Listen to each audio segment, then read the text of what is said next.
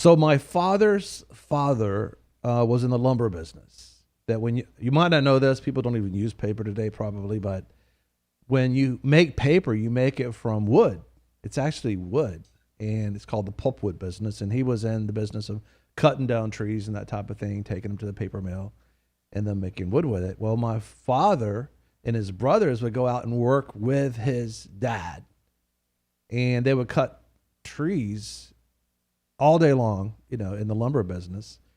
And at times, he would even have them out there so they wouldn't get their clothes dirty. He had them all working their boxer shorts. We won't probably want to beep that out. He just told me about what his older brother did, but I can't bring that thing up. I can't bring that up. So I didn't know this at the time, but around 12 years old or so, I was with my grandfather. You can hear some of our humor moments from the past talking about my journey with my grandfather, with collard greens, dating, hair dye, dances, girdles, and all this. Anyway, he obviously loved to cut things down. He wanted to trim anything and everything, no matter where it was. He wanted to trim it. I mean, if there was any green left on it, he said, "You got to cut it down. You got to cut it down."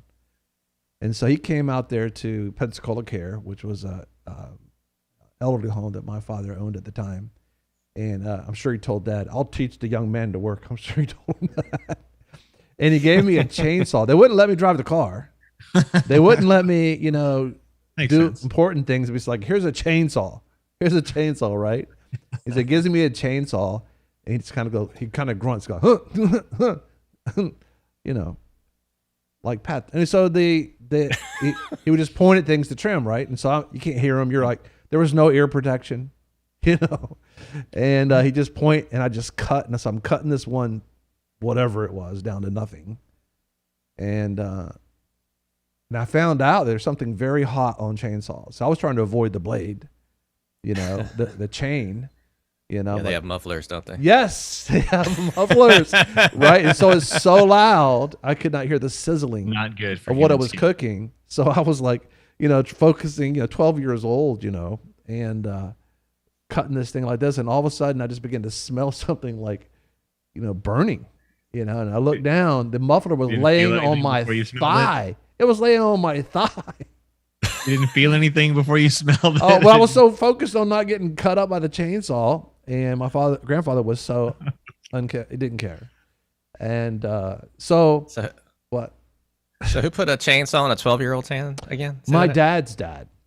That's before he got saved, before he knew Jesus. Wow. Okay. Yeah, he was the one with the collard greens that blew up, and he was trying to dye both sides of his hair. And I don't know if I told you about the girdle. Both of them? Yeah, both of the hair. Right. And so, but I didn't know at the time, I didn't understand it. He was a logger, so he was into this stuff. And so we finally trimmed 4 acres of bushes. There was nothing left. And we were off the Bio Chico. And was this before or after the massive leg injury? So he just said rub some dirt on it. I was expecting some sort of concern or something, like just rub some dirt on it. Let's go. You got this massive 3rd-degree burn. Just carry on. Just carry on. Walk it off. Walk it off. That was That's before they discovered heat stroke. It didn't matter back then. Or circulation. Or circulation or burning flesh. And so we cut everything. I mean, it was like 5 or 6 big pieces of property. I mean, there's nothing left. And I thought, well, look, we've totally finished. It's totally done. He goes, no. He says, you got the bluffs. I'm like, the bluffs? What are you talking about, the bluffs? He said, yeah, down the embankment, down to the bio, there's that needs to be trimmed down. Cliff. It's a cliff. Goodness. I'm like, what? I said, it's a chainsaw. It's a chainsaw, Granddad. You gotta talk about this. The bluffs is just like, is this like this sweeping, nice green rolling meadow? It's a rocky cliff, with a couple bushes sticking out. He just had to trim. I know what it is now. He had no hair. He was taking it out on everything that was growing. And you. Yeah, me, right? And so just jump, go over the edge. Yeah, and probably because I had a lot more hair than he did at the time. It may have been that. So I had like a fro going on at that time of my life. So I'm hanging. So I said, no, I can't. It's a chainsaw, Granddad. I can't go down the cliff with a chainsaw. Myself. He goes, no. And he goes to his truck. He's pulling out this. He pulls a rope. I'm like, what are you doing with the rope? He says, put this around your waist. Put this around your waist. I'm like, what are you talking about? Put it around my waist. What are you talking about? A ladder in there? I got you. I got no ladder, bro.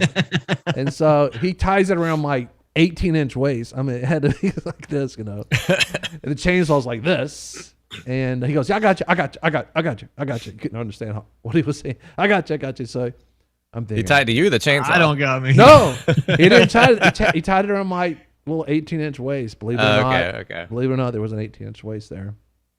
I think we called it a backbone. And so, anyway, so I said, okay, And so I start working my way down the cleft chainsaw and stuff at 12 years old, right? And so, all of a sudden I'm going down there, getting down about halfway down between the bluffs, the water on the bluffs and the cliff. And he's way up there. I'm looking at his bald head shining in the light.